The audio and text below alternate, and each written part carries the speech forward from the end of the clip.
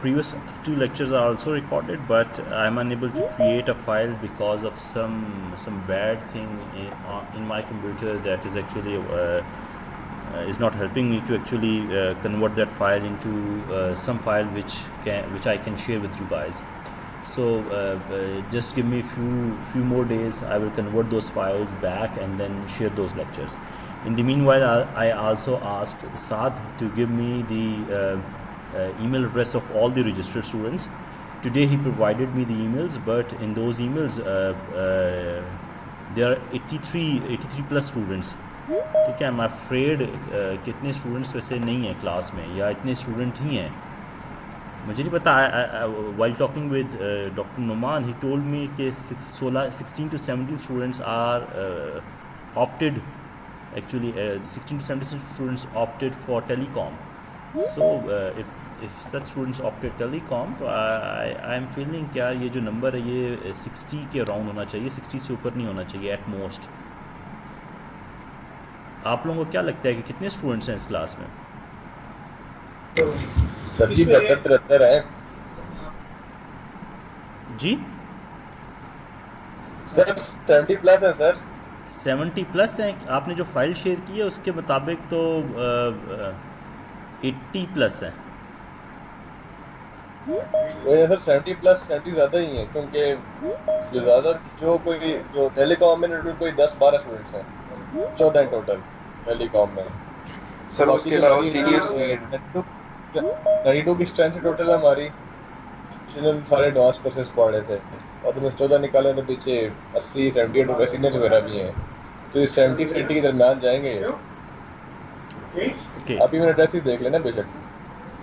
सही है, चलो ठीक है. मुझे वो लिस्ट आप प्रोवाइड कर दीजिएगा ताकि मैं उसको ऐड कर लूँ. ये जो आपने लिस्ट प्रोवाइड किया इसको एक्चुअली देख लीजिएगा कि कौन से स्टूडेंट्स हैं, मैं उनको प्रॉपरली ऐड कर दूँ. और इस ग्रुप में भी देख लूँ कि ग्रुप में भी इसका मतलब है कुछ और स्टूडेंट्स हैं जो कि इस कोर्स के नहीं हैं, तो हम उनको देख लेते हैं उनको proper.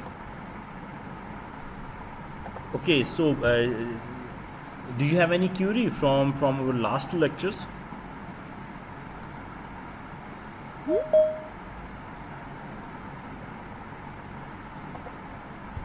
Ji, anyone?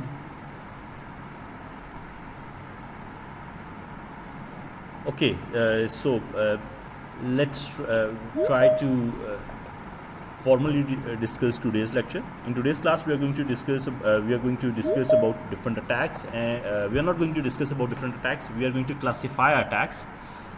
In computer network security, attacks can be classified into categories, and those categories are either attack can be passive or attack can be active. Passive attack कौन सा है? जिसमें जो भी एक अटैकर है वो दरमियान में बैठा हुआ जस्ट कम्युनिकेशन सुन रहा है. ठीक है, इसको मैं इसे एक्सप्लेन कर सकता हूँ. Let's say if I am talking to someone और कोई भी बंदा दरमियान में बैठा हुआ मेरी वो बात सुन रहा है, और मुझे नहीं पता कि दरमियान में कोई बंदा बैठा हुआ है और मेरी बात सुन रहा है.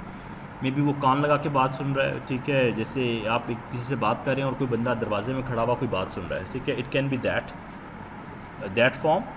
अगर मैं नेटवर्क साइड में जाऊंगा तो ये इस तरह का नहीं होगा. ठीक है, just to give you an example कि पैसिव चीज़ क्या है, कि आप खाली बैठ के चीज़ सुन रहे हैं. इसको आप ऐसे देख सकते हैं कि अगर मैं नेटवर्क की बात करूं तो नेटवर्क के अंदर हमारा जो पैसिव अटैक है, पैसिव अटैक आप ये देख सकते हैं कि लेट से मैं एक जगह पे बैठा हूं और मैं आप सब की ट्रैफिक को स्निफ कर रहा हूं. स्निफ करने का मतलब हमने देखा हुआ है कि खाली ट्रैफिक को मैं लिसन कर रहा हूं कि ट्रैफिक क्या है, और मैं कोई अल्ट्रेशन परफॉर्म नहीं कर रहा, कोई चेंजेस परफॉर्म नहीं कर रहा. तो इसका मतलब है मैं उस डेटा को मैं किसी भी फॉर्म में यूज़ कर सकता हूं अगर मैं करना चाहूं. इस तरह के तमाम अटैक्स, ये एक नेटवर्क अटैक है जिसको हम लोग पैसिव अटैक कह रहे हैं. और इसके भी बहुत सारे मकसद होते हैं जो कि आप लोग परफॉर्म कर रहे होते हैं. दूसरे किस्म के अटैक होते हैं जिसको हम लोग कहते हैं एक्टिव अटैक्स. एक्टिव अटैक्स क्या है? रिकॉर्डिंग हो रही है? जी, रिकॉर्डिंग कर रहा हूँ मैं इसकी. एक्टिव अटैक्स क्या हैं? एक्टिव अटैक्स वो अटैक्स हैं जिसमें आप एक्चुअली जो डेटा है, जो कम्युनिकेशन है, उसको आप चेंज कर रहे हैं, मॉडिफाई कर रहे हैं. ठीक है, मॉडिफिकेशन परफॉर्म हो रही है. अब इसका ये मतलब है कि अगर आपने कोई डेटा चेंज की है या मॉडिफाई की है तो मॉडिफिकेशन के बाद इसकी डिटेक्शन ज़्यादा आसान है, दूसरा बंदा इसको ईजीली डिटेक्ट कर सकता है. लेकिन अगर आप खाली पैसिवली डेटा सुन रहे हो तो उसकी जो डिटेक्शन है वो मुश्किल है। अब डिटेक्शन आसान क्यों है एक्टिव अटैक्स के केस में? वो इसलिए बिकॉज आपने कोई डेटा, मैंने लेट से किसी को भेजा था कि यार आज क्लास 11 बजे होगी, किसी ने उसको मैसेज को चेंज कर दिया और मैसेज को चेंज करने के बाद कह दिया कि आज क्लास 12 बजे होगी। अल्टीमेटली वो जो डेटा था वो चेंज हो गया, डेटा अल्ट्रेशन परफॉर्म होगी, डेटा मॉडिफाई हो गया। वंस डेटा इज़ मॉडिफाइड तो उसके कॉन्सिक्वेंसेस क्या है? अब जब क्लास का इवेंट अकर करता है या स्टूडेंट्स कंफर्म करते हैं फ्रॉम द रिस्पेक्टिव इंस्ट्रक्टर, तो वहाँ से उसको इजीली पता चल सकता है कि यार ये डेटा मॉडिफाई हुआ है। तो ये जो एक्टिव अटैक है इनकी डिटेक्शन ज़्यादा आसान है लेकिन ज़्यादा पावरफुल होते हैं बिकॉज इनका इन्फ्लुएंस बहुत ज़्यादा होता है। ठीक है, इसके अलावा बहुत सारे और भी अटैक्स हैं जो कि एक्टिव अटैक्स हैं, जिनको हम लोगों ने देखा हुआ है। जैसे इससे आप लोगों ने सुना होगा ईमेल फोर्जरी है। मैंने किसी को सेंड किया ईमेल और उस ईमेल के अंदर मैंने एक डॉक्यूमेंट भेजा है, वो किसी और की तरफ से ईमेल मैं भेजी, ऐसी ईमेल है जो कि मैंने अपनी तरफ से भेजी है, लेकिन एंड यूज़र को लगे कि ये कोई और ईमेल आई है और मैंने उससे कहा है कि मुझे आप अपना यूज़र नेम पासवर्ड ऐड कर दें। ठीक है, एक इस तरह का काम हो सकता है। मैंने किसी और को रिक्वेस्ट की है, जैसे आप लोगों को कॉल्स आ रही होती हैं, आपको कॉल्स आ रही होती हैं जो कि आपको आ रही है कॉल कि आप हमें अकाउंट नंबर बता दें, इसके अगेंस्ट वो कुछ और इन्फॉर्मेशन जो आपकी इन्फॉर्मेशन है वो आपको कम्युनिकेट कर रहे होते हैं।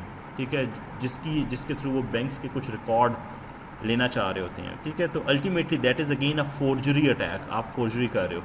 इसमें आता है टीसीपी और आईपी स्पूफिंग आ रही है, सेशन हाईजैकिंग आ रही है। What is IP spoofing? Sir ये फोर्जरी का भी बता दें। अच्छा, फोर्जरी है कि आप उसको ना फोर्जरी है कि आपने चेंज कर लिया। ठीक है, आपकी जो ईमेल आ रही है वो एक्चुअली ऑथेंटिक सोर्स से नहीं आ रही, आपने खुद ही एक ईमेल क्रिएट की है, जिस ईमेल को आपने सेंड किया है दूसरे यूज़र को, ताकि वो यूज़र ये ट्रस्ट करे कि ये ईमेल आपने ही भेजी है, लेकिन अल्टीमेटली वो ईमेल आपने नहीं भेजी हुई। अब उस ईमेल के अंदर जो ओवरऑल जनरल कंटेंट है वो ऐसा ही लग रहा है कि अगले बंदे ने सेंड किया हुआ है, लेकिन इन रियलिटी अगर आप उस ईमेल को देखोगे तो उस ईमेल के अंदर बहुत सारी ऐसी इन्फॉर्मेशन होगी जिससे आप ये आइडेंटिफाई कर सकते हो कि ये ईमेल फोर्ज्ड ईमेल है। उसके अंदर कुछ ना कुछ फुटप्रिंट उसका ऐसा होगा, कुछ ना कुछ ऐसी इन्फॉर्मेशन लगी होगी कि किसी आपने रिस्पेक्टिव वेबसाइट से जनरेट की। एग्जांपल मैं देता हूँ, लेट से आपको मेरा जैसे ईमेल एड्रेस है siraj@ks.edu.pk। ठीक है, अब आपको अगर एक ईमेल आए जिसका टाइटल ये लिखा हो, या मैं इसको थोड़ा आसान में कहता हूँ, मुझे एक ईमेल आए siraj@ks.edu.pk के मेल बॉक्स के अंदर और लिखा हुआ है कि admin wants you to change your password because of your weak password. ठीक है, और वो ईमेल का अगर मैं जो ईमेल एड्रेस है मैं वो अगर ईमेल एड्रेस ना देखूं तो उसके अलावा बाकी तमाम ईमेल ऐसे लग रही है, उसके कंटेंट ऐसे लिखा हुआ है जैसे कि वो केस के एडमिनिस्ट्रेटर की तरफ से ईमेल आई है। लेकिन if I look into the email address तो मुझे पता चलेगा कि यार वो ईमेल एड्रेस abcxyz@someone और उसके नाम से एक ईमेल आई हुई है। अगर मैंने जस्ट उसके कंटेंट देखे और ईमेल नहीं देखी तो मैं उसमें जो भी लिखा हुआ है मैं उसके ऊपर अमल करूँगा तो मेरा जो भी क्रीडेंशियल्स हैं, कुछ भी है जो कि मेरे सिस्टम के साथ जो होना है वो हो जाएगा, जो कि उस अकॉर्डिंगली ईमेल में है। ये बात सही है बेटा Saad? That is called a forged email. Saad, are you there?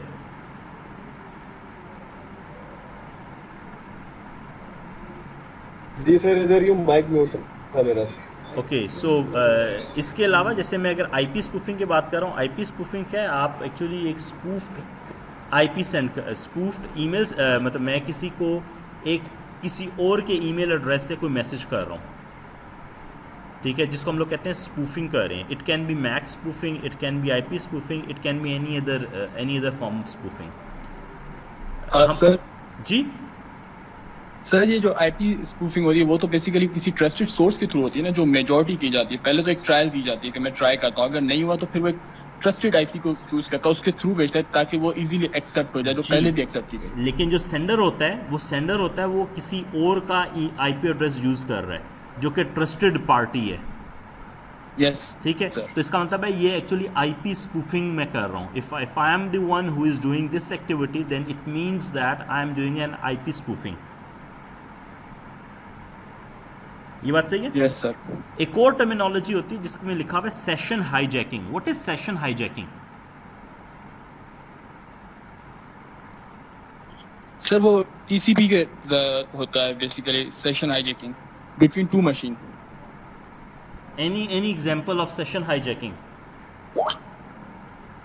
Sir वो बेसिकली कम्युनिकेशन स्ट्रीम को कंट्रोल है. जैसे सर लैंडलाइन होते हैं ना, पहले लैंडलाइन सिस्टम था तो दो लोग बात करें लेकिन उसी अगर घर से एक और वो बंदा फोन सेल फोन वो मतलब फोन रिसीव कर लेता है तो वो भी उन दो लोगों की बात सुन सकता है और बीच में बोल भी सकता है. सेशन हाईजैकिंग बिल्कुल आपकी ना अगर आप इसको दूसरे में देखो तो yes it is possible. Yes ये इसको आप कह सकते हो कुछ सेशन हाईजैकिंग की तरफ आ रहा है. इसको अगर मैं नेटवर्क टर्म में अगर बात करूं तो लेट से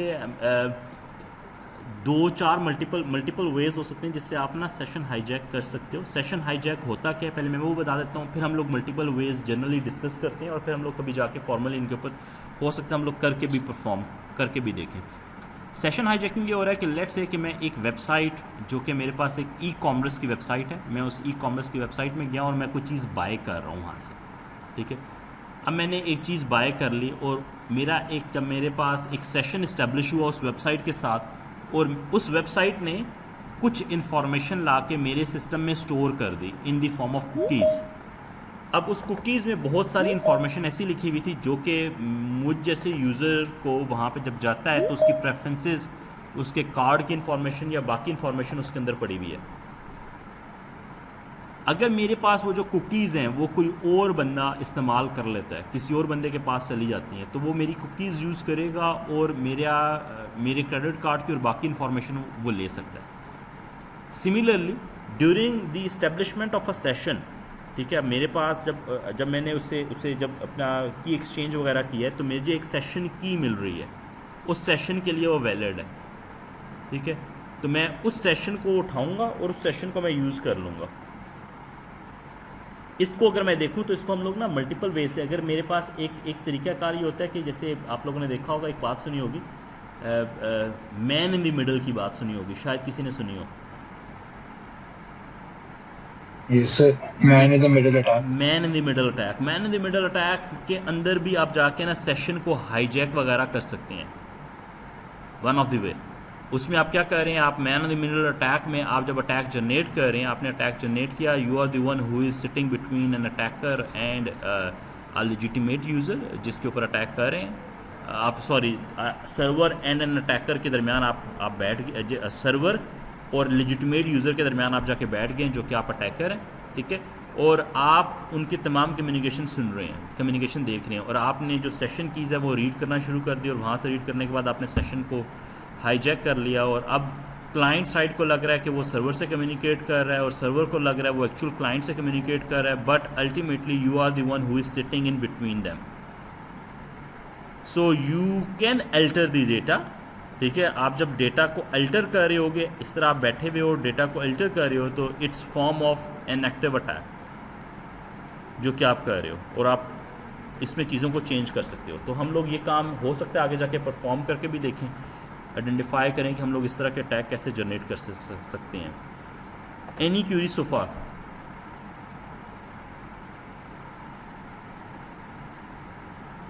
So it says passive attack and active attack. Passive attack, you are the one who is only listening, whereas in case of an active attack, you are the one who is actually participating in the communication between sender and receiver. ठीक है, आप sender और receiver के दरमियान जो communication हो रही है उसमें आप पार्टिसिपेट कर रहे हो. So you have a right to alter the data. So अगर मैं इसको ऐसे भी देखूं तो हम लोगों ने देखा था कि मेरे पास जो पैसिव अटैक्स हैं, पैसिव अटैक्स को आप देख सकते हैं कि आप इंटरसेप्शन कर रहे हैं, कि आप जस्ट खाली जाके लिसन कर रहे हैं और लिसन करने से आप क्या कह सकते हैं, आप उसका आप एक्चुअली एडवांटेज का ले सकते हैं इंटरसेप्शन से. इंटरसेप्शन में हम लोग देख रहे थे कि खाली you are the one who is sniffing the traffic, you are the one who is just listening to it.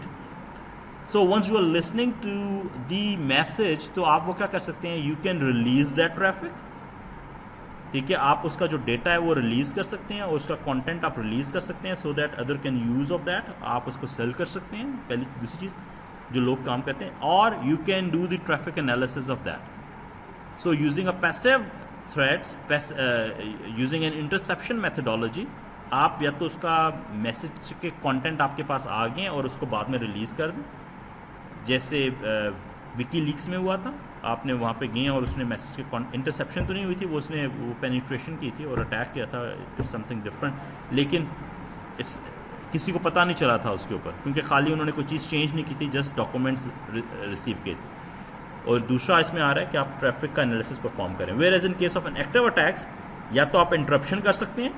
Interruption हम लोगों ने कहा था कि अवेलेबिलिटी के, it's a denial of service, कि आपने सर्विस को इंटरप्ट कर दी है, तो आपने अवेलेबिलिटी उसकी अवेलेबिलिटी ख़त्म कर दी है, और you are doing modification. Once you are doing modification तो you are changing the content. Changing the content हम लोगों को कैसे पता चल सकते हैं? If we have applied an integrity test, अगर हम लोगों ने इंटेग्रिटी टेस्ट अप्लाई किए हुए हैं तो हम लोग जो चेंज कंटेंट है उसको हम लोग डिटेक्ट कर सकते हैं और उसके ऊपर एक्शन भी ले सकते हैं। और you are doing fabrication. Fabrication क्या है कि आप खुद ही कंटेंट जनरेट कर रहे हैं और सेंड कर रहे हैं, ठीक है, तो आप फैब्रिकेशन भी कर सकते हैं। ये भी अगेन अगर आप फैब्रिकेशन कर रहे हैं तो आपके पास अगर इंटेग्रिटी चेक लगे हुए हैं तो आप उसको आइडेंटिफाई कर सकते हैं कि आप एक्टिव थ्रेट्स को डिटेक्ट करने के लिए आप उसको देख सकते हैं। एनी क्वेश्चन सो फार?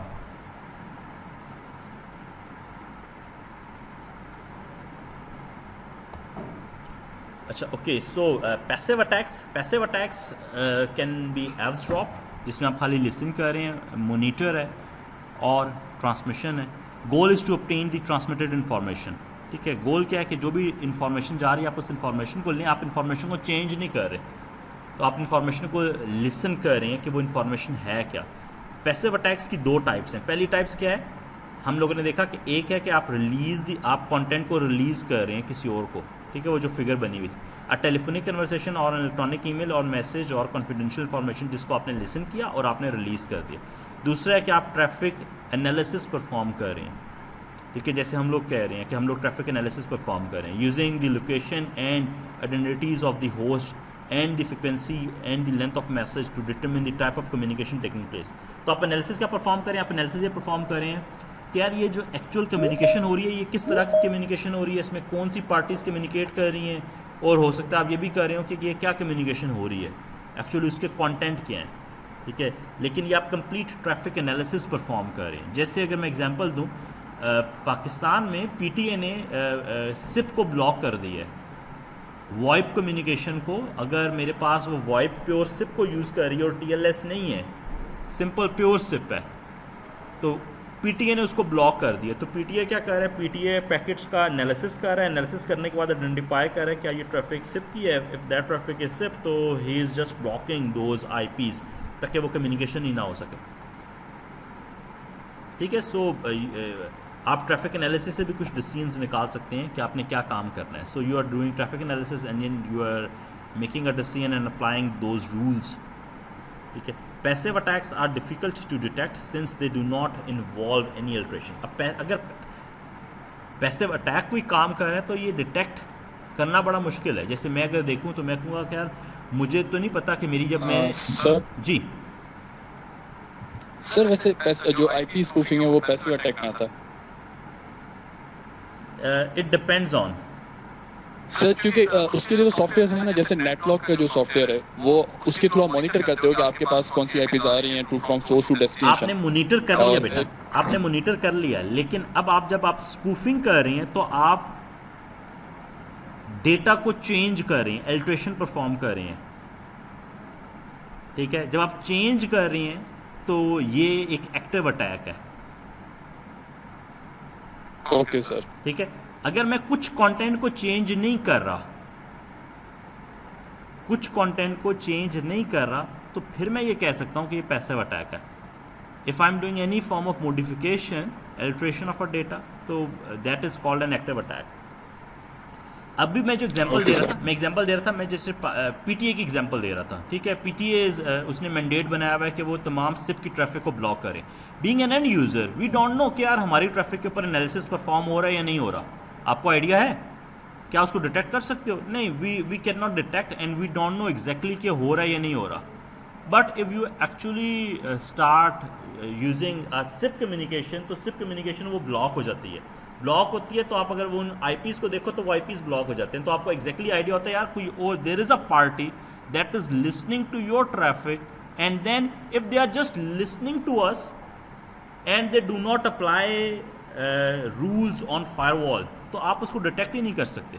आप उसको अगर वो रूल्स अप्लाई नहीं करें तो आप डिटेक्ट ही नहीं कर पा रहे। But if they are applying those rules then you can detect यार ये जो हो रहा है यार ये इसमें कुछ चेंज आई है, कोई मसला हुआ है, there is someone else who is listening to me. Any confusion so far?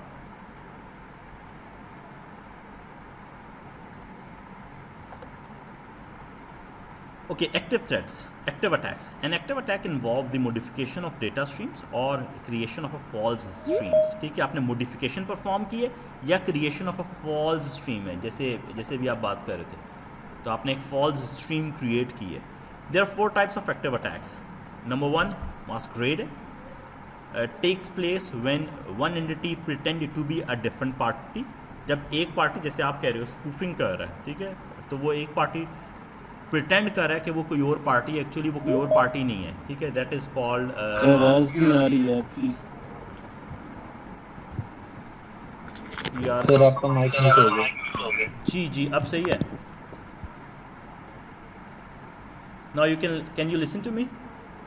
Ji sir. Okay, Yes, sir. Active attack के ऊपर आ रहा था। एक्टिव अटैक्स में जो उसकी एक फॉर्म है वो है मास्करेड। Masquerade क्या takes place between two entities pretend to be a different entity, just like IP spoofing। आप IP spoofing में कह रहे हैं कि आप एक different entity बन के आप नेटवर्क में आए हैं। It can B IP spoofing, it can B email spoofing, it can B Mac spoofing, it can be any form of spoofing जिसमें मैं pretend कर रहा हूँ। हो सकता है कि मैं ये pretend कर रहा हूँ कि मैं साद हूँ और मैं साद बन के किसी को मैसेज कर रहा हूँ, ठीक है। So I am just spoofing it, I am just spoofing a person।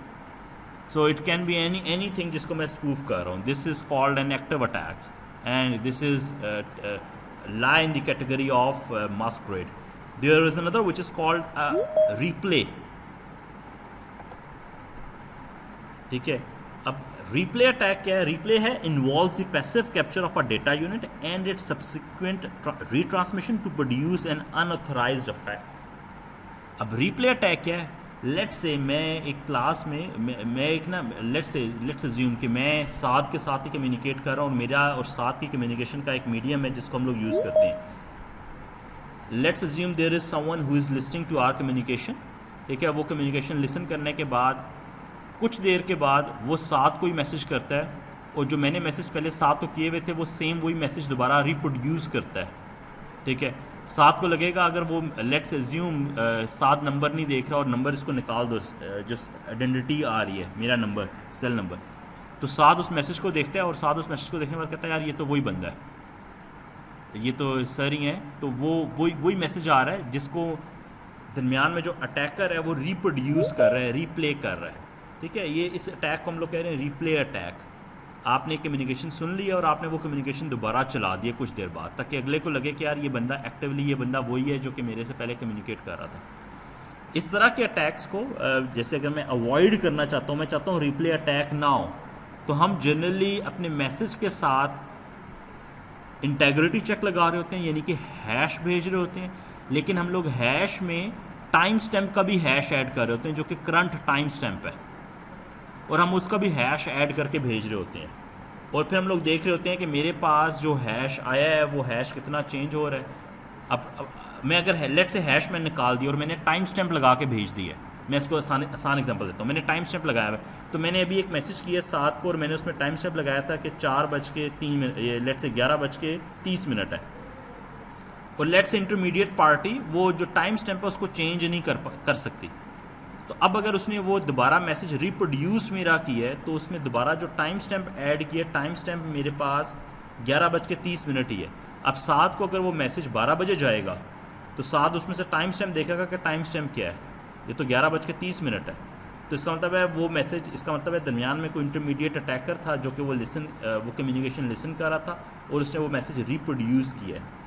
ठीक है, that is called a replay attack. और इसकी अवॉइड करने का मेथड ये है कि आप इस तरह के टाइम स्टैम्प्स ऐड कर लें। एनी कन्फ्यूजन सो फार?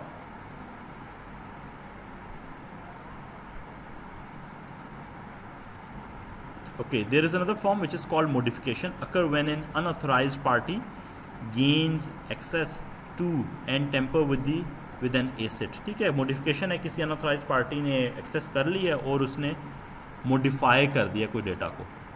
इस तरह की चीज़ों की डिटेक्शन क्या होती है? आप इंटेग्रिटी चेक्स लगा रहे होते हैं जो कि आपके हैश होते हैं। ठीक है, आप अपने सिस्टम का हैश कंप्यूट करते हैं और आप हैश अटैच कर देते हैं।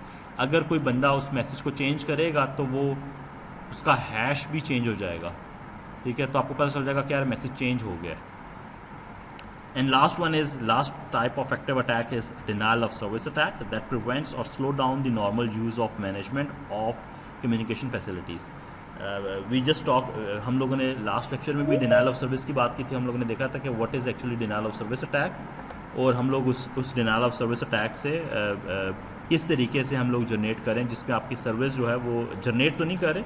हमने देखा था denial of service attack actually होता क्या है, और हम लोगों ने ये भी एक सिनेरियो देखा था कि जिसमें हम लोगों ने intentionally denial of service attack generate करते होते हैं जब हम लोग एक रिसोर्सेज को डाउन कर देते हैं जो कि FBISA का सर्वर था।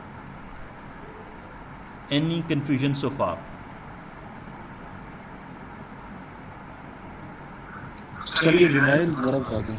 अच्छा, डिनायल ऑफ सर्विस ये कह रहा हूँ कि मेरे पास नॉर्मल सर्विस चल रही है और मैं उस नॉर्मल सर्विस को स्टॉप कर दिया। तो अब जैसे मैं एग्जांपल दे रहा हूँ कि लेट्स से case.edu.pk का वेब सर्वर है। अब मैं case.edu.pk के वेब सर्वर की सर्विसेज को रोक कैसे सकता हूँ? पहली फॉर्म ये है कि मैं जहाँ पे ये सर्वर पड़ा हुआ है उसको नेटवर्क से आउट कर दूँ, वो किसी तरीके से नेटवर्क में ना हो। तो जो भी अब रिक्वेस्ट आएगी case.edu.pk के, तो वो case.edu.pk के सर्वर क्योंकि नेटवर्क में ही नहीं है तो वो उस तक जा नहीं सकती, तो कोई रिस्पॉन्स नहीं आएगा। दूसरा तरीका क्या है? अब ये डिनायल ऑफ सर्विस होगा कि सर्विस ही नहीं चल रही।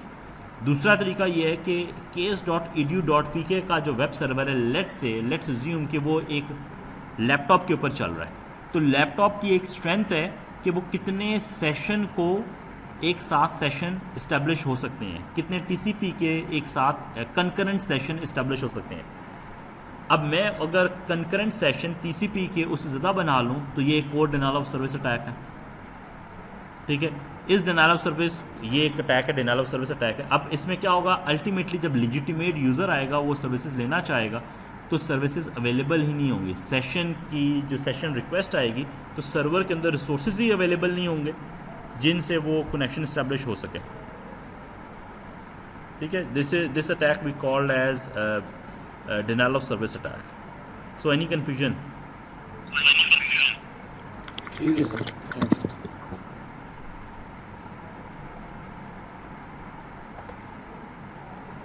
एक्टिव अटैक, अच्छा ओके सर जी बेटा।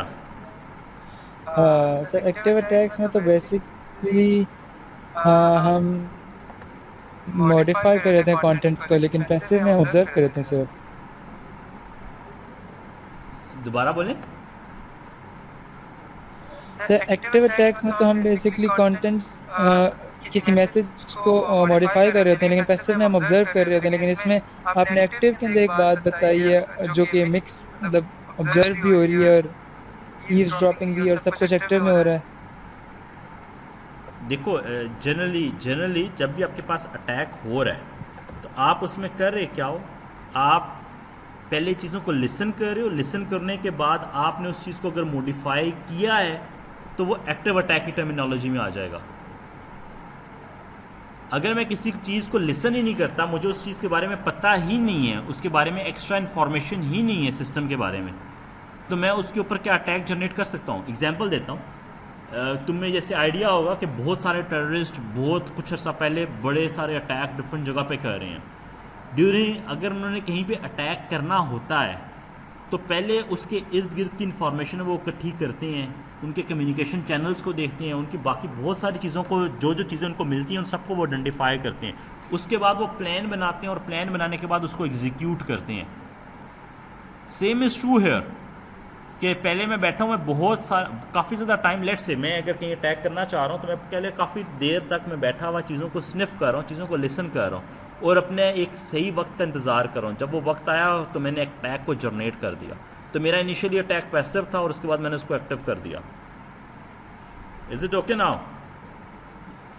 Yes sir, okay. ये बात सही है बेटा? यस सर, समझ आ गई। ओके, अब आपको मेरे पास ये जी बेटा।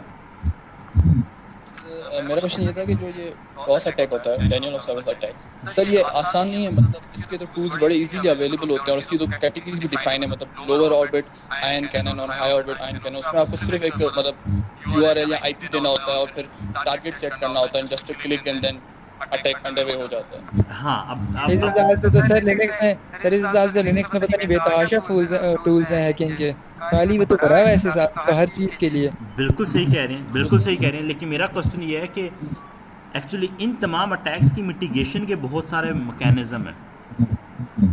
कई सिस्टम ऐसे हैं जो कि आपको स्पूफिंग ही नहीं करने देते। सर जैसे कि लेट्स से मैंने ना मैं एक एग्जांपल देता हूँ। जैसे हम लोग कहते हैं मैक स्पूफिंग कर रहे हैं। मैक स्पूफिंग का नाम सुना होगा?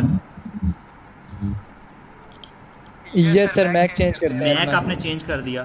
अब जब मैक चेंज करते हैं ना, तो मैक स्पूफिंग आप जब परफॉर्म कर रहे हैं तो जो स्विचेस होते हैं या राउटर्स होते हैं, इनके अंदर एक टेबल होता है जिसको आप कहते हैं आर्प टेबल कहते हैं। Yes sir, address resolution protocol. अब आर्प टेबल के अंदर चेक्स लगे होते हैं कि आपके पास मल्टीपल मैक्स एंटर ही नहीं हो सकते। हम आगे जाके इसको ज़रा डिटेल में देखेंगे। जस्ट अभी आपने क्वेश्चन किया तो उसका जस्ट आंसर करने के लिए एक आसान वे में बता रहा हूँ। उसके अंदर आप मल्टीपल एंट्रीज नहीं परफॉर्म कर सकते, मल्टीपल मैक एड्रेसेस। तो जब मल्टीपल मैक एड्रेसेस नहीं परफॉर्म कर सकते तो आपका जो मैक स्पूफिंग है वो इतनी ट्रिवियल नहीं रहती। Yes, you can do it अभी वी वांट टू, लेकिन उसका इतनी ट्रिवियल नहीं है जितनी आसानी से हम समझ रहे हैं। सिमिलरली जैसे आप कह रहे हैं कि बहुत सारे टूल्स अवेलेबल हैं, यस बिल्कुल सही कह रहे हैं। Why not try to generate an attack on google.com? नामुमकिन है सर इधर इतने सिंपल अटैक्स होना। तो वजह उसकी क्या है? आपके रिसोर्सेज लिमिटेड हैं।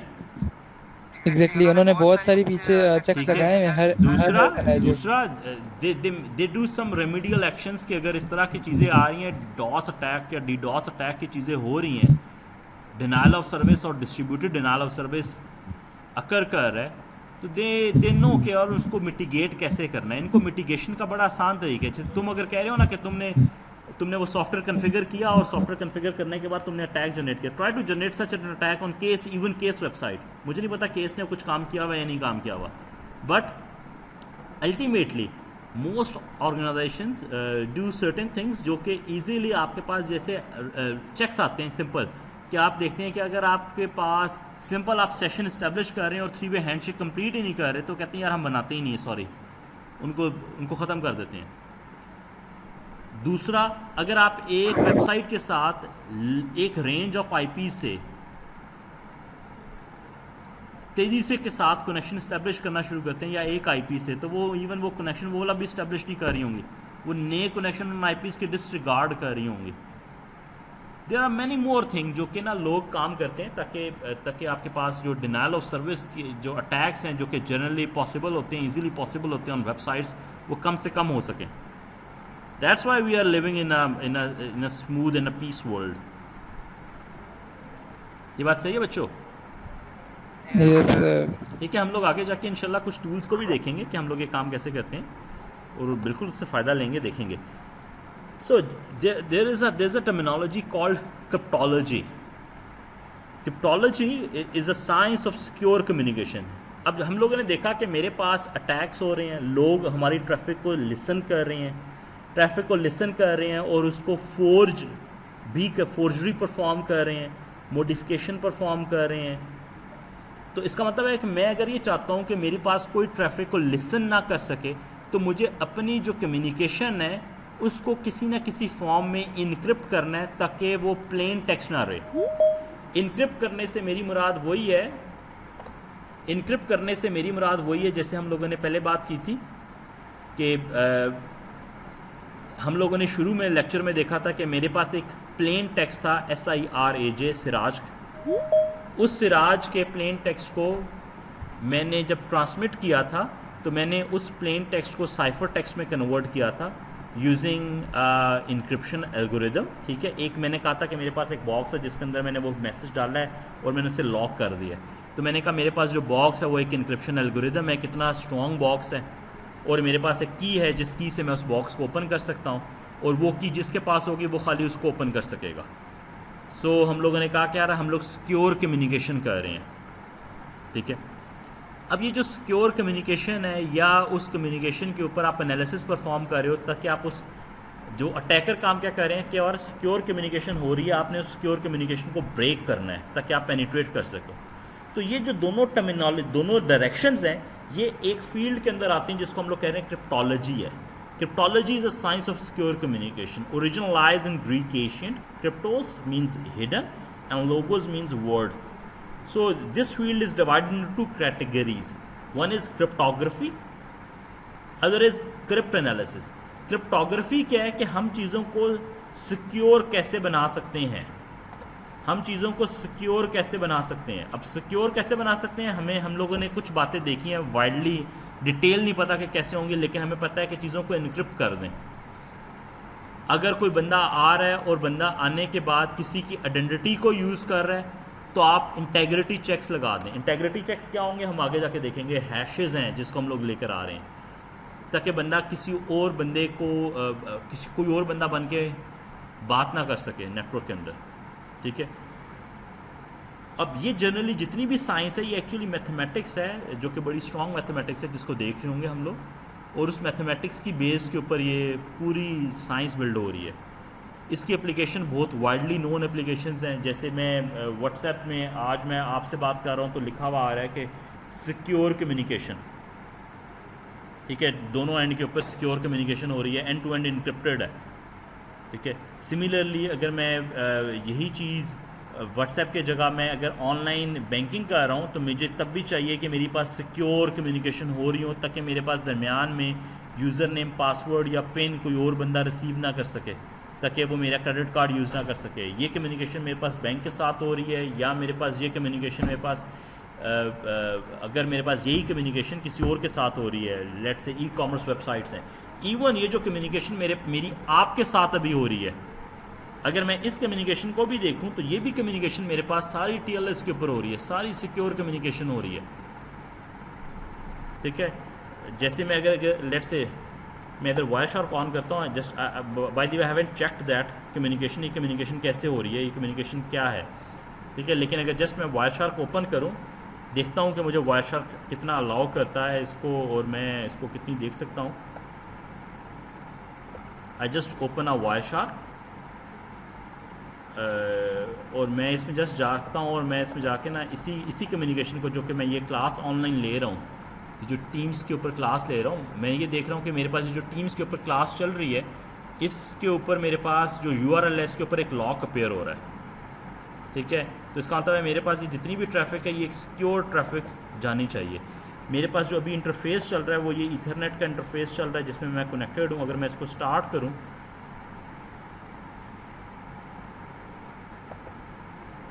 मुझे आइडेंटिफाई करना पड़ेगा। ज़्यादातर मैं देख रहा हूँ ये TLS की नहीं UDP की ट्रैफिक जा रही है। ओह गुड, सारी UDP है सारी। अच्छा, ये TLS की कुछ एप्लीकेशन की ट्रैफिक जा रही है, लेकिन उसके अलावा सारी UDP जा रही है। और अगर मैं इसको देखूं तो ये जो एप्लीकेशन की ट्रैफिक जा रही है बड़ी कम जा रही है। अगर मैं इसको अगर वीडियो के साथ देखूं और मैं इसका बच्चों प्लीज़ अपना वो माइक किसान म्यूट कर दें प्लीज़। जब आपने बोलना होगा, पार्टिसिपेट करना होगा तो प्लीज़ अनम्यूट कीजिएगा। अच्छा, अगर मैं इसको वीडियो के साथ देखूं तो मेरे पास जो TLS की ये जो ट्रैफिक जा रही है बड़ी स्लो है ट्रैफिक, तो इसका मतलब मेरे मुताबिक ये वो ट्रैफिक नहीं है।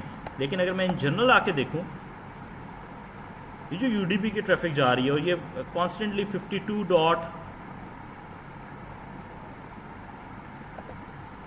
ये जो 52.111.115, अगर मैं इसको ऊपर आऊँ और इसको देखूँ इस IP एड्रेस को, ये IP एड्रेस है 52 डॉट 115.102.211।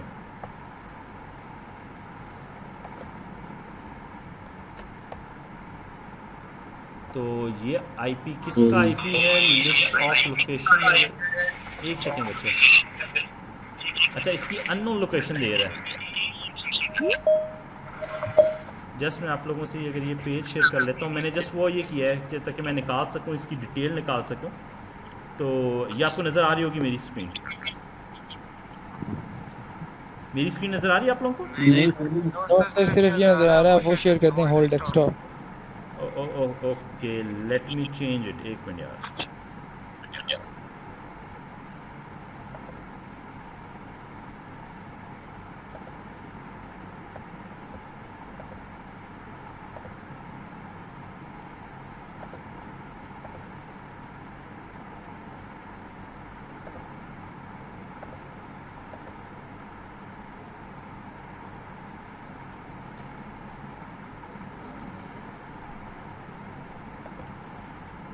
यार ये तो इस पॉइंट के ऊपर जाके वो मेरा सिस्टम हैंग हो रहा है। Yes sir.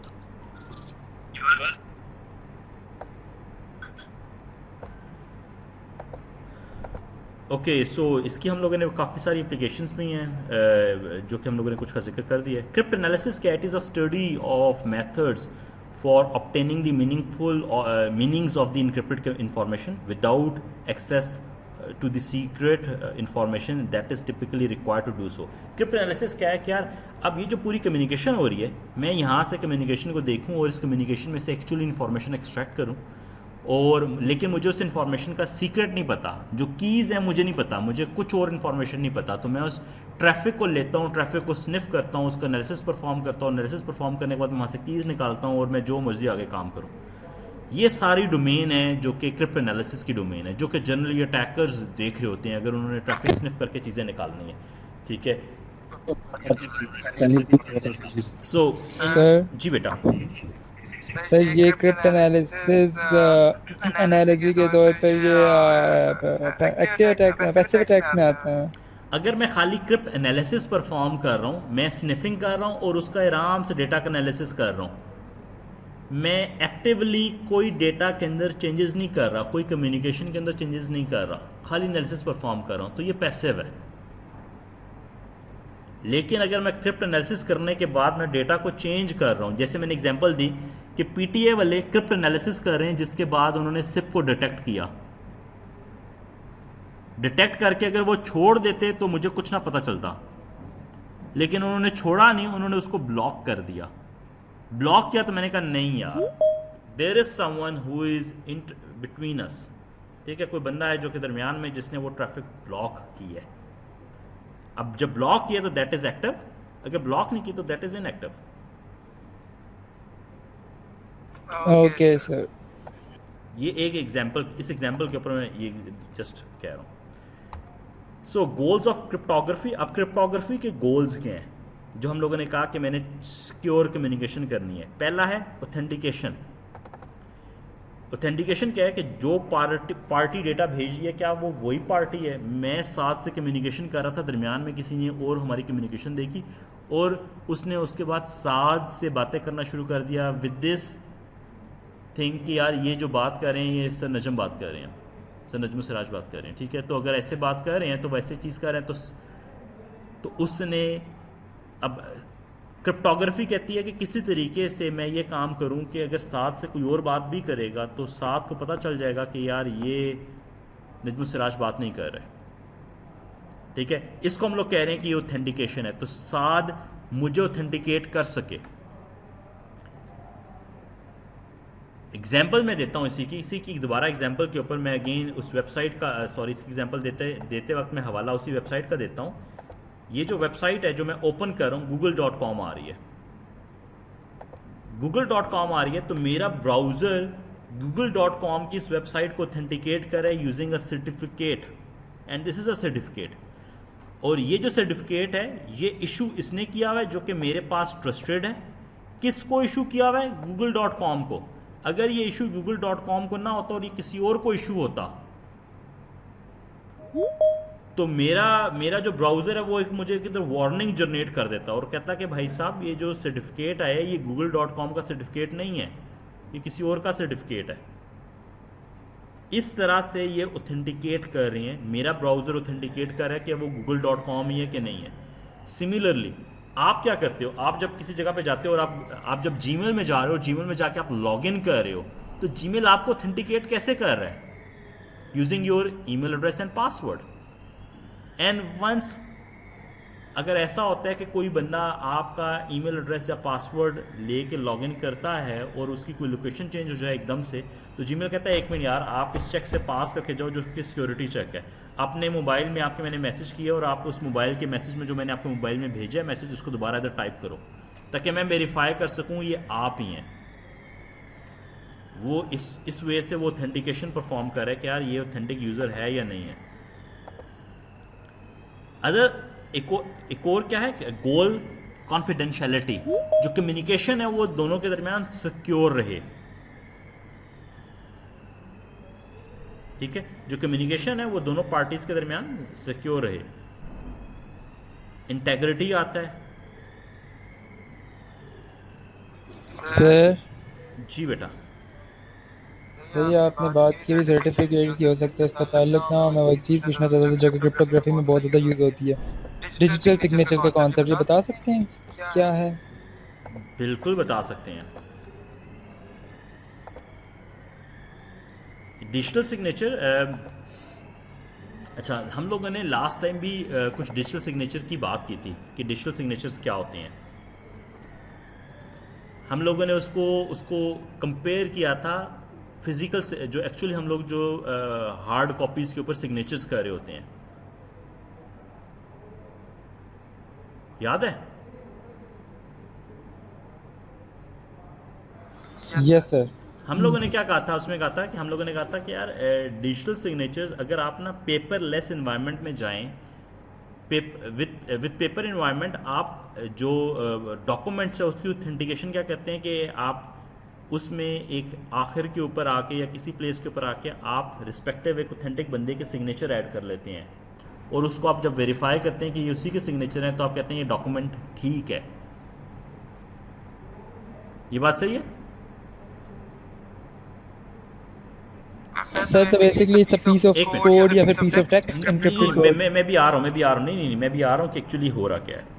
मैंने भी वो नहीं, मैंने जस्ट आपको एक क्वेश्चन किया है कि यार ये बात आपको क्लियर है कि यार ये एक्चुअली हार्ड कॉपी में आप सिग्नेचर कर रहे हैं तो आप उसे इसको हम लोग उस एंड में जो पार्टी है जो कि साइन कर रही है उससे आप वेरीफाई करते हो कि वो सिग्नेटरी अथॉरिटी है, और अगर उसके सिग्नेचर मैच कर जाते हैं तो आप कहते हैं यार ये सिग्नेटरी अथॉरिटी और ये डॉक्यूमेंट वेरीफाइड डॉक्यूमेंट है।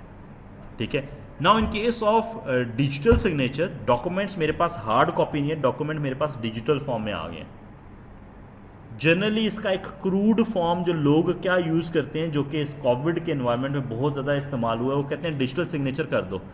एक्चुअली वो डिजिटल सिग्नेचर क्या करते हैं कि अपने सिग्नेचर्स उठाते हैं, इसका एक इमेज लेते हैं और इमेज लेने के बाद उस डॉक्यूमेंट के ऊपर अटैच कर देते हैं, वही फिजिकल सिग्नेचर्स, और कहते हैं यार ये मेरे डॉक्यूमेंट के ऊपर डिजिटल सिग्नेचर्स हो गए हैं। इन रियलिटी वो डिजिटल सिग्नेचर्स नहीं है। ठीक है, वो तो आपने वही जो फिजिकल सिग्नेचर है उसका इमेज लिया और वहां पे डाल दिया। ये कोई बंदा भी डाल सकता है।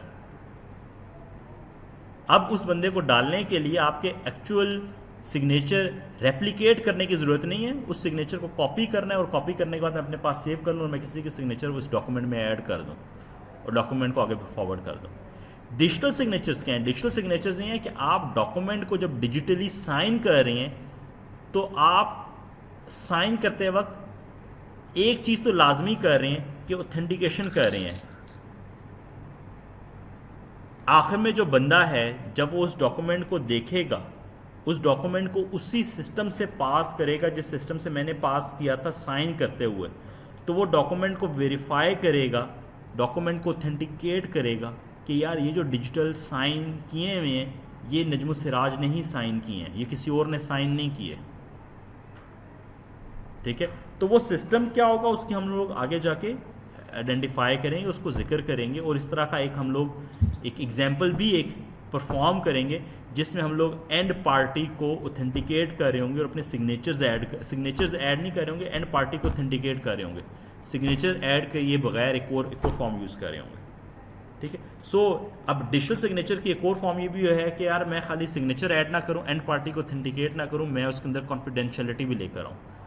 If I am adding a confidentiality, तो मैं क्या कर रहा हूँ कि मैं उस डॉक्यूमेंट को इनक्रिप्ट भी कर रहा हूँ साथ साथ। ये बात सही है?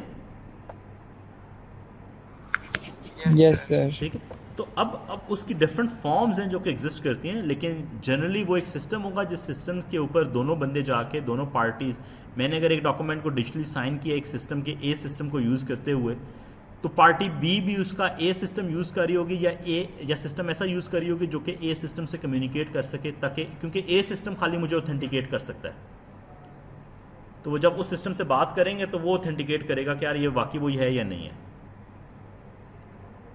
ठीक है, ये बात सही है बेटा? Okay sir, clear. इसके अंदर एक और चीज़ आती है इंटेग्रिटी। इंटेग्रिटी ये है कि आपने जो चीज़ जैसे भेजी है वो फुल वैसे ही उसी अल्फाज के साथ आगे डिलीवर हो जाए, उसके अंदर चेंजेस अगर ना करें। अगर मैंने कोई मैसेज भेजा है तो उस मैसेज के अंदर ये ना हो कि उसके कुछ अल्फाज को हज़फ करके आगे भेज दिया जाए। ठीक है, तो आपने इंटेग्रिटी चेक ऐड कर रहे होते हैं। ये जनरली इंटेग्रिटी चेक हम लोग हैश की फॉर्म में ऐड कर रहे होते हैं। और आखिरी है नॉन रिपीटिशन, जो कि basically refers to a situation where the statement of author can not successfully dispute its authorship और the validity of the associated contract. ठीक है, जो भी उसकी स्टेटमेंट है वो उसको रेफर नहीं कर रही, तो वो it's some form of digital signatures, जो सिग्नेचर्स उसके अंदर आ रही हैं और सिग्नेचर की ऑथेंटिकेशन आ रही है इसके अंदर कि वो आप कैसे परफॉर्म कर रहे हैं। अब जनरली जो इंक्रिप्शन फॉलो होती है, कन्वेंशनल इंक्रिप्शन मैकेनिज्म है, उसका प्रिंसिपल क्या है कि सबसे पहले आपके पास एक प्लेन टेक्स्ट है। जैसे मेरे पास मेरे वर्ड्स हैं, शुरू में मैंने आपको बात बताई जिसमें एक वर्ड सिराज था जो कि एक प्लेन टेक्स्ट था। मैं उस प्लेन टेक्स्ट को कोई ना कोई इंक्रिप्शन एल्गोरिदम यूज़ करके उसको इंक्रिप्ट करूँगा। जैसे हम लोगों ने एग्जांपल दी थी कि हम लोगों ने जो सिराज के केस में दिया था कि मेरे पास एक इंक्रिप्शन एल्गोरिदम ये था कि मैंने ना हर एक करैक्टर की जगह कोई और करैक्टर यूज़ करना था। उसके अंदर हम लोगों ने एक की यूज़ की थी जो कि एक सीक्रेट की थी, और वो सीक्रेट की क्या थी कि मुझे हर एक करैक्टर की जगह उसके आगे वाला एक करैक्टर यूज़ करना है। और मैंने सर उसे सीजर सुपर नहीं कहेंगे, उसे सीजर सुपर? बिल्कुल कहेंगे बेटा, आएंगे, बिल्कुल बिल्कुल आएंगे। मतलब उसमें भी जो दो वर्ड्स हम दो अल्फाबेट फॉरवर्ड करके लिखते हैं, आप बिल्कुल फॉरवर्ड करके आता है, फिर वो आप बिल्कुल बात सही कर रहे हो। अभी तक उस तक पहुंचने के लिए हमारे पास में भी अगली क्लास है, उससे अगली क्लास में वहाँ पे पहुंचेंगे। जस्ट मैं भी सिंपल फॉर्म ऑफ इंक्रिप्शन दिखा रहा हूँ क्या है, वो one of the type of the encryption है जिसकी आप बात कर रहे हो। और ऑब्वियसली जो भी मैं सिंपल फॉर्म बता रहा हूँ it is one of the type of the encryption जो कि आगे यूज़ कर रहे होंगे। तो मैं उनके basic use cases, basic principle, basic veg में उसको बता रहा हूँ। सही है बेटा? Yes sir. ओके, सो जब मैंने उसको इनक्रिप्ट किया और मैंने एक की यूज़ की, यहाँ पे मैंने एक की यूज़ की जो कि एक सीक्रेट की थी जिसमें मैंने कहा कि एक करैक्टर आगे वाला होगा, और ये मैंने की जब मैंने कन्वर्ट किया तो अब मेरे पास एक साइफर टेक्स्ट आ गया। साइफर टेक्स्ट क्या है? जो कि प्लेन टेक्स्ट अब कन्वर्ट हो गया था, जो कि इनक्रिप्टेड टेक्स्ट बन गया था। एस की जगह मैंने आई यूज़ कर लिया था, एक लेटर आगे, एंड सो ऑन। ठीक है, फिर मेरे पास अब डिक्रिप्शन एल्गोरिदम आएगा। अगर मैंने उस डेटा को डिक्रिप्ट करना है तो मेरे पास एक डिक्रिप्शन एल्गोरिदम आएगा, दोबारा सीक्रेट की डिक्रिप्शन एल्गोरिदम के साथ शेयर्ड होगी, और ये एंड में कन्वर्ट कर देगा प्लेन टेक्स्ट में दोबारा। ठीक है, इस मैकेनिज्म को भी हम थोड़ा सा आगे जाके बड़ा देखते रहेंगे, उसको पूरा आगे जाके यही देखते रहेंगे। और जो वो इंक्रिप्शन एल्गोरिदम की बात करते हैं is one of the type of that, और यही स्टैंडर्ड वे है जिसके आप यूज़ कर रहे होते हैं। Security depends on the secrecy. अब इस पूरे सिस्टम की जो सिक्योरिटी है वो किस पे डिपेंड कर रही है? दो चीज़ों पे डिपेंड कर रही है। वन इज़ कितना स्ट्रॉन्ग इंक्रिप्शन एल्गोरिदम है, जो चीज़ें इंक्रिप्ट करें वो कितना स्ट्रॉन्ग है। दूसरा, उसकी की आप कितनी इफेक्टिव यूज़ करें, कितनी बड़ी यूज़ कर रहे हैं। ये दो चीज़ें हैं जो कि इंक्रिप्शन को का मेजर है कि इंक्रिप्शन आपकी कितनी स्ट्रॉन्ग है। अगर मैं इसी को देखूं तो मैं इसको ऐसे देख सकता हूं कि मेरे पास इनिशियली प्लेन टेक्स्ट था जिसको मैंने इंक्रिप्ट करना था, जो कि सिराज था। I use an encryption algorithm, और इंक्रिप्शन एल्गोरिदम की एक इनपुट थी इंक्रिप्शन की और अ सीक्रेट की। इससे जो भी रिजल्ट आया इसको मैं कह रहा हूँ ये साइफर टेक्स्ट है, ठीक है। साइफर टेक्स्ट आया मेरे पास आया, और इस साइफर टेक्स्ट को मैंने अगर ये अब ये टेक्स्ट है मैंने ट्रांसमिट कर दिया, ये सेंडर था, ये सेंडर साइड थी, ये सेंडर साइड है, उसने ये ट्रांसमिट कर दिया। ट्रांसमिट क्या हुआ, एक साइफर टेक्स्ट ट्रांसमिट हो गया। ये रिसीवर साइड है, जब रिसीवर साइड ने वो साइफर टेक्स्ट रिसीव किया, उसको पता था कि क्या मैंने इंक्रिप्शन एल्गोरिदम यूज़ किया, तो उसने उसका रिस्पेक्टिव डिक्रिप्शन एल्गोरिदम यूज़ किया, और उसने की आपस में शेयर की हुई थी। इसको की पता थी कि क्या की यूज़ हुई है, इसने वो की यूज़ की, इसके पास उसकी डुप्लीकेट की थी, और उसने जब वो यूज़ की तो उसने एक प्लेन टेक्स्ट में एक मैसेज को कन्वर्ट कर लिया। यहां तक कोई issue?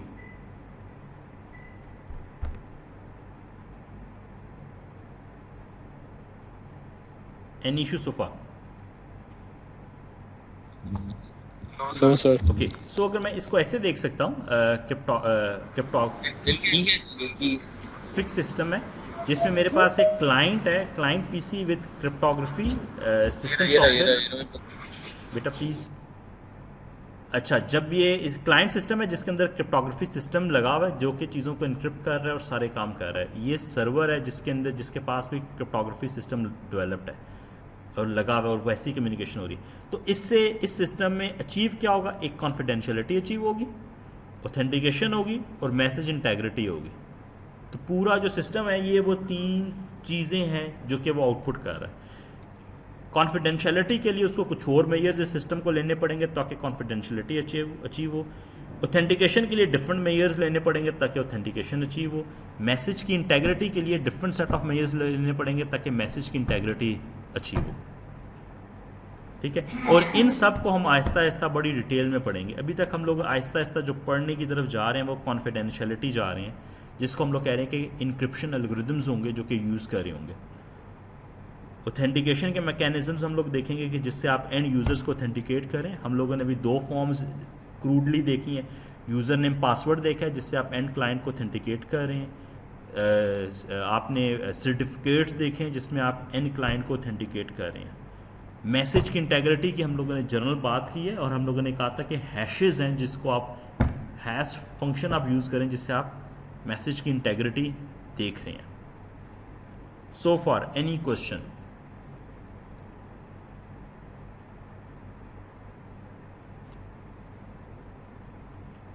Okay, if there is no question तो हम लोग इसको ऐसे देख सकते हैं कि मेरे पास ये एक प्लेन टेक्स्ट था जो कि हेलो लिखा हुआ था।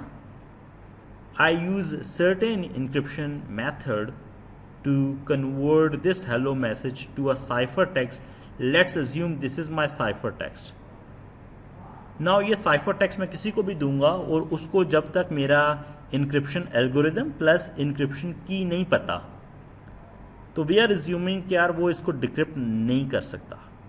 कैसे डिक्रिप्ट नहीं कर सकता, आगे जाके हम लोग देखेंगे, उसकी कम्प्लेक्सिटी देखेंगे कि क्यों नहीं डिक्रिप्ट कर सकता अगर ये 2 चीज़ें नहीं पता होंगी, ठीक है। तो उसकी हम कम्प्लेक्सिटी देख के अंदाज़ा लगाएंगे कि क्या है, और फिर हम ये भी देखेंगे कि अगर कोई बंदा इसको क्रिप्ट एनालिसिस परफॉर्म करता है तो वो एनालिसिस कैसे परफॉर्म करता है ताकि वो उन चीज़ों को डिक्रिप्ट कर सके। और हम लोग करके भी देखेंगे कुछ ट्रिवियल सिनेरियोज़ के ऊपर, ठीक है। तो ये मेरे पास साइफर टेक्स्ट जब ये अब इसने सेंड कर दिया, नेटवर्क से पास हुआ, दरमियान में कोई भी बंदा बैठा होगा जो कि इंटरसेप्टर है, अटैकर है, जो भी बैठा हुआ इंटरसेप्ट कर रहा है ट्रैफिक को, और वो अगर इसको देख रहा है तो वो इसको रीड नहीं कर सकता बिकॉज ये एक साइफर टेक्स्ट है, तो इससे वो कुछ अखज़ नहीं कर पाएगा, ठीक है। लेकिन we will find out later on कि हम लोग क्या क्या मैथडोलॉजीज़ अडॉप्ट कर सकते हैं जिससे हम लोग जो साइफर टेक्स्ट है उसको हम लोग डिटेक्ट कर सकें, उसको आइडेंटिफाई कर सकें कि वो साइफर टेक्स्ट एक्चुअली किस प्लेन टेक्स्ट को रिप्रेजेंट कर रहा है। And then we find out कि यार डिक्रिप्शन एल्गोरिदम और उसकी की लगी हुई है रिसीवर के पास, और उसने अल्टीमेटली उसको कन्वर्ट कर लिया है प्लेन टेक्स्ट में। Any question so far? Sir की बेसिकली कहते हैं कोई वर्ड्स कन्वर्जन है कि जनरली अगर देखें तो मैंने आपको जो सिंपल एग्जांपल दी थी, जैसे SIRAJ को हम लोगों ने कन्वर्ट किया था, तो हमने कहा था कि यार हम लोग सिंपल एक इनक्रिप्शन एल्गोरिदम ये यूज़ कर रहे हैं कि हमें उस वर्ड का हर करैक्टर का रिप्लेसमेंट करना है किसी और करैक्टर के साथ, ठीक है। और उस रिप्लेसमेंट के अंदर हम लोगों ने कहा कि यार जो की है वो की 1 है। की 1 से क्या मुराद है कि हम लोगों ने हर एक करेक्टर का एक आगे वाले करेक्टर के साथ रिप्लेस कर देना है। की 2 भी हो सकती है, की 3 भी हो सकती है। अगर 2 होगी तो मैं ए को सी के साथ रिप्लेस करूंगा, की 1 होगी तो मैं ए प्लेन टेक्स्ट को बी के साथ रिप्लेस करूंगा। ये बात सही है? सर ये दोबारा रिपीट करिए, की 1 और की 2 क्या चीज़ है? अच्छा, मैं कह रहा हूँ कि मेरे पास लेट्स से जो प्रीवियस एग्जांपल दी थी जिसमें मैंने कहा था कि मैंने सिराज को कन्वर्ट किया साइफर टेक्स्ट में, SIRAJ को साइफर टेक्स्ट में।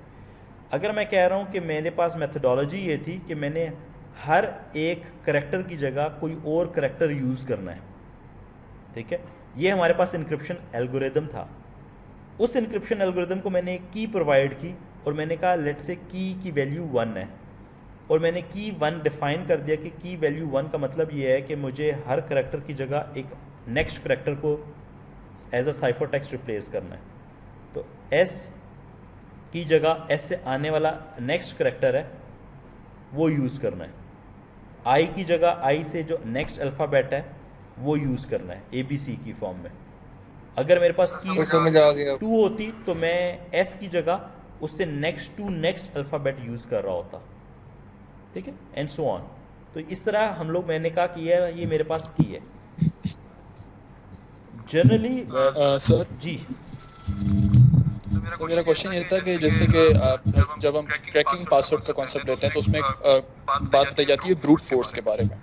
अकॉर्डिंग टू उसके हिसाब से जो साइफर जो होता है उसमें से टोटल पॉसिबल कीज हो सकती है 26, जो कि मिनिमम टाइम में भी नॉट कर जा सकती है, मतलब किया जा सकता है, 26 पॉसिबल कीज हो सकती है। तो फिर वो इजी नहीं होगा मतलब उसे ब्रेक करना? मैंने तो कहा अभी तो हम लोग इस डोमेन को सीख रहे हैं और हम लोग बेसिक एग्जांपल्स दे रहे हैं जो ट्रेडिशनल इंक्रिप्शन एल्गोरिदम्स हैं, मैकेनिज्म्स हैं, ताकि इसको अंडरस्टैंड कर सकें। मैंने ये नहीं कहा कि हम लोग इस इन्वायरमेंट को करंटली यूज़ कर रहे हैं। Obviously it is trivial to break. जैसे मैंने आपको मेथोडोलॉजी बताई, बड़ी ट्रिवियल टू ब्रेक है, इसको इजीली आप एनालिसिस परफॉर्म करके इसको पता चला सकते हैं कि यार आपने कैसे कन्वर्ट किया हुआ और क्या भेजा हुआ। सही है। जनरली हम लोग जो इंक्रिप्शन कीज यूज़ करते हैं, अगर मेरे पास सिंगल बिट की है तो मेरे पास उस की के 2 पॉसिबल कम्बिनेशन है, 2 बिट की है तो 4 पॉसिबल कम्बिनेशन है, कम्प्लेक्सिटी बढ़ती जा रही है। अगर मेरे पास 8 बिट की है तो 256 पॉसिबल कम्बिनेशन है, 8 बिट के 256 possible, 2⁻8 which is 256 possible combination जो कि मैं यूज़ कर सकता हूँ। इफ़ की इज़ 112 तो मेरे पास इतने पॉसिबल कम्बिनेशंस हैं कीज़ के। तो इसका मतलब है जितनी बड़ी की होती जाएगी उतना ब्रूट फोर्स अटैक, जो कि भी ये बता रहे थे, ब्रूट फोर्स अटैक क्या होता है कि मैं तमाम कम्बिनेशन प्रोड्यूस करता हूँ, तमाम कीज़ जनरेट करता हूँ। अगर मेरे पास 16 बिट की है तो मैं 65535 कीज़ जनरेट कर रहा हूँ और देखूंगा कि मेरे पास आंसर क्या आ रहा है हर एक की वैल्यू से। तो मेरे पास अगर की जितनी बड़ी होगी उतनी अब पॉसिबल कम्बिनेशन बहुत ज़्यादा हो गए हैं और इसको फिर इतने पॉसिबल कम्बिनेशन जनरेट करना इज़ अ टफ टास्क। तो जनरली हम चाहते हैं कि की बड़ी से बड़ी हो, ठीक है। जैसे AES में देखूंगा तो AES में की 128 बिट्स की है और लोग कहते हैं कि 128 की जगह अब आप 256 कीज बिट की यूज़ किया करें। देखेंगे कि वो क्या होता है। AES वो साइफर है जो कि करंटली यूज़ होता है मॉडर्न डे वर्ल्ड में, ठीक है। We will talk about this thing later on. Sir जी बेटा। सॉरी सर, एक चीज़ पूछनी थी ब्रूट फोर्सिंग के बारे में कि नॉर्मली जब हम आजकल के ऑपरेटिंग सिस्टम इतने सिक्योर हो चुके हैं कि जब हम नॉर्मली मिसाल के तौर पर एक आईफोन को ले लें, उनके जब लॉक्स हम लगाते हैं तो 5 दफ़ा लगाने के बाद वो लॉक कर देते हैं 5 मिनट के लिए, उसके बाद फिर वो आगे बढ़ता रहता है टाइमर। लेकिन हम ब्रूट फोर्सिंग में जब इस तरह के काम करते हैं बैक एंड सॉफ्टवेयर पर, लिनक्स के ऊपर, तो फिर उसके अंदर तो ऐसा कुछ भी नहीं होता। We can just brute force all we want, जितनी मर्जी दफ़ा हम लगाएं, पैटर्न्स लगाएं, जितनी मर्जी आपने कहा है पैटर्न इसके वो एग्जिस्ट करते हैं, पॉसिबिलिटीज़ लगाएं, उसमें तो ऐसा कुछ नहीं होता। Why not just. बिल्कुल आपकी बात सही है। जनरली जितने भी आपके पास जो सर्वर्स होते हैं जो कि रिमोट या क्लाउड की VMs होती हैं, उनके ऊपर इस तरह की लोगों ने रिस्ट्रिक्शंस ऐड नहीं की होती, या अगर ऐड भी की हों तो मैं क्या करूँगा, मेरा एक सॉफ्टवेयर है, अगर आपका एक आईफोन है जो कि पब्लिकली अवेलेबल पड़ा हुआ है, मुझे लेट्स अज्यूम मुझे ये पता है कि आपने जो भी पासवर्ड रखा हुआ है वो अल्फ़ाबेट्स का पासवर्ड रखा हुआ है और उस अल्फ़ाबेट के पासवर्ड के अंदर 4 करैक्टर्स हैं। लेट्स से मुझे ये बात इन्फॉर्मेशन किसी तरीके से पता चल गई। अब मैं क्या करूँगा, मैं कहूँगा ओके फ़ाइन, मैं अल्फ़ाबेट ही प्रोड्यूस करता हूँ और उसके 4 करैक्टर ही प्रोड्यूस करता हूँ डिफरेंट ऑर्डर्स में, और मुझे पता है हर पाँच दफ़ा प्रोड्यूस करने के बाद आपका फ़ोन थोड़ी देर के लिए लॉक हो जाएगा। मैं कहूँगा ओके फ़ाइन, अब मैं जो दोबारा ट्राई करूँगा उतनी देर के बाद अब दोबारा ट्राई करूँगा, फिर उससे बाद मुझे पता है कितनी देर के लिए लॉक हो जाएगा, मैं उसके बाद दोबारा ट्राई करूँगा। Ultimately it will take time, but ultimately I will produce the correct key. ये तो आप आईफोन की बात करें या एंड्रॉयड की बात करें। अगर मैं क्लाउड की वीएम्स की बात करूँगा तो जनरली वो इस तरह की लॉक नहीं होती, आप जितनी मर्जी अटैम्प्ट्स कर लें उसमें। जैसे मैं अपनी वीएम देख रहा था तो मेरे पास एक क्लाउड के अंदर एक वीएम थी जिसको मैं देख रहा था, तो मुझे पता चला कि यार इसमें तो 1 घंटे के अंदर तकरीबन 10,000 से ऊपर लॉगिन अटैम्प्ट्स हुई हैं। सर ये तो फिर वो वाली बात, तो फिर इस तरह के जिस तरह बिल्कुल रजिस्ट्रार कीज अनलॉकिंग होती है राउटर्स के अंदर, उसमें मैक्सिमम पॉसिबल 1100 कॉम्बिनेशंस होते हैं, उससे ज़्यादा लग ही नहीं सकते। And that is one of the most deprecated, जो कि राउटर्स आराम से हैक हो सकते हैं। तो वो ये लोग इनके अंदर क्यों नहीं, क्लाउड सर्वर्स के अंदर क्यों नहीं लगाते टाइम बेस्ड अटैक्स को, कि इतने टाइम के बाद इतनी पैटर्न्स लग सकें? देखो अगर ऐसे इतने टाइम के बाद इतने पैटर्न लग सकें तो क्लाउड की वीएम तो किसी के पास भी एक्सेस, क्लाउड की वीएम एक पब्लिक सर्वर पे पड़ी हुई है और उस आईपी एड्रेस को कोई भी एक्सेस कर सकता है। ये बात सही है? लेट्स अज्यूम वो तुम्हारी वीएम है, तुम ऑनर हो, मुझे उसका आईपी एड्रेस पता था तो मैं उसके आईपी एड्रेस के ऊपर वैसे ही एक्सेस करता रहता हूँ। अब वो वीएम लॉक हो गई है, तुम कैसे एक्सेस करोगे उसको? ठीक हो गया है। There multiple limitations of such thing. अगर मेरे पास जैसी की बड़ी होती जा रही है तो मेरे पास पॉसिबल कॉम्बिनेशन, अगर की 512 की है तो e की power 154 is a huge number, जो कि जितना प्रोड्यूस करना बड़ा मुश्किल है। सिमेट्रिक की, अच्छा जो इंक्रिप्शंस होती हैं, जो साइफर्स होते हैं वो या तो सिमेट्रिक साइफर्स होते हैं या एसिमेट्रिक साइफर्स होते हैं। सिमेट्रिक साइफर्स के अंदर आप एक की यूज़ कर रहे हैं, सेंडर भी और रिसीवर भी, इन दोनों की जो की है वो सेम की होगी। अगर सेम की है तो हम लोग कह रहे हैं ये सिमेट्रिक साइफर है। दूसरे होते हैं एसिमेट्रिक साइफर, जिसमें सेंडर और रिसीवर की जो की होती हैं वो डिफरेंट कीज़ होती हैं, वो सेम नहीं होती। जब सेम की होती है, जैसे AES एल्गोरिदम है, वो बेसिकली सिमेट्रिक साइफर में आता है, सिमेट्रिक इंक्रिप्शन एल्गोरिदम है, जिसमें एक ही की आप यूज़ कर रहे होते हैं। और दूसरा जैसे पब्लिक की क्रिप्टोग्राफी जो होती है, जिसमें आप ना जैसे वेबसाइट में जा रहे हैं और आप इसके उसमें देख रहे हैं कि जो लॉक्स बने हुए आ रहे हैं, तो इसके अंदर बेसिकली आप 2 कीज़ यूज़ करते हैं। कैसे इस्तेमाल होती हैं 2 कीज़ हम लोग आगे जाके पढ़ेंगे, ठीक है? तो 2 किस्म की हैं इंक्रिप्शंस, एक सिमेट्रिक साइफर्स हैं और एक एसिमेट्रिक साइफर्स हैं।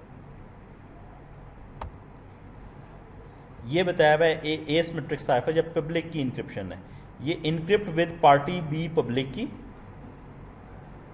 पार्टी बी की एक पब्लिक की है, एक प्राइवेट की है। आपने उसकी पब्लिक की से इनक्रिप्ट किया, मैसेज इनक्रिप्ट हो गया। अगर उस मैसेज को अगर डिक्रिप्ट करना है तो उसकी मैं प्राइवेट की से डिक्रिप्ट करूँगा।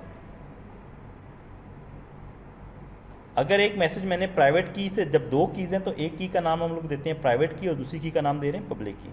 अगर एक मैसेज मैंने प्राइवेट की से इनक्रिप्ट किया तो वो पब्लिक की से ओपन होगा, अगर पब्लिक की से इनक्रिप्ट किया तो प्राइवेट की से ओपन होगा।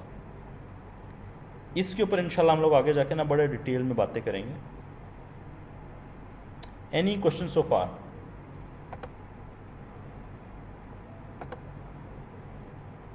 एनी क्वेश्चन सो फार बच्चों?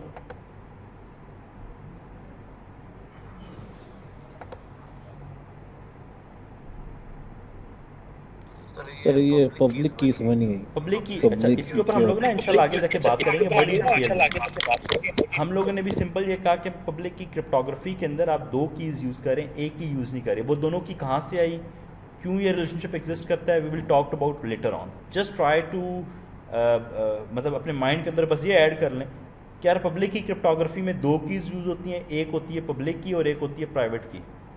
अगर एक मैसेज आप पब्लिक की से इनक्रिप्ट करेंगे तो वो पब्लिक की से ही ओपन डिक्रिप्ट नहीं होगा, वो प्राइवेट की से डिक्रिप्ट होगा। अब कैसे होगा उसको हम आगे जाके देखेंगे, क्यों होगा आगे जाके देखेंगे।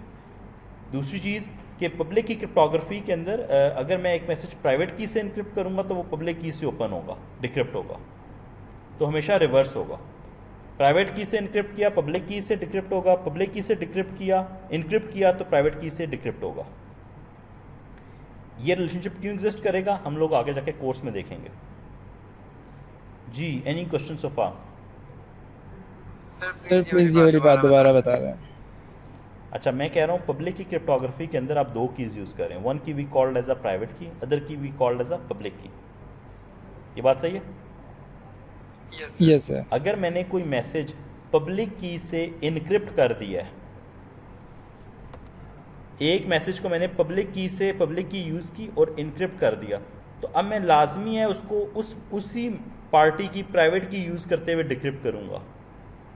ये मैसेज जो डिक्रिप्ट होगा ये इसी पब्लिक पार्टी बी की प्राइवेट की से ही होगा, इसके अलावा ये और किसी की से नहीं होगा। ये बात सही है? अगर मैंने एक मैसेज प्राइवेट की से इनक्रिप्ट किया है तो वो पब्लिक की से डिक्रिप्ट होगा, अगर पब्लिक की से इनक्रिप्ट किया है तो वो प्राइवेट की से डिक्रिप्ट होगा, वाइस वर्सा ही होगा हमेशा। Is that supposed to be like that, मतलब ऐसे ही होना चाहिए? जी, ऐसे ही होना चाहिए और यही हमें एडवांटेज दे रहा है। इसके ऊपर बड़ी सारी मैथ्स है जो हम लोग डिस्कस करेंगे आगे जाके। सर पब्लिक की तो वाइडली अवेलेबल होती है। जी, और प्राइवेट की अवेलेबल नहीं होती। फिर तो कोई भी डिक्रिप्ट नहीं कर सकता। हाँ, फिर नहीं कर सकेगा, बिल्कुल नहीं कर सकेगा। अगर आपने एक मैसेज पब्लिक की से, इसका मतलब है अगर आपने एक मैसेज पब्लिक की से इनक्रिप्ट कर दिया है और वो मेरी पब्लिक की आपने यूज़ की है तो मेरी जो प्राइवेट की है वो मेरे पास ही है, मेरे अलावा कोई और बंदा उस मैसेज को डिक्रिप्ट नहीं कर सकता। ठीक हो गया सर, ठीक हो गया। ओके जी, एनी क्वेश्चन सो फार?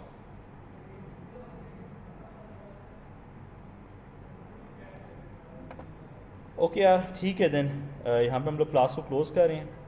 ठीक है, इंशाल्लाह नेक्स्ट क्लास में मिलते हैं। थैंक यू ऑल, अल्लाह हाफिज़।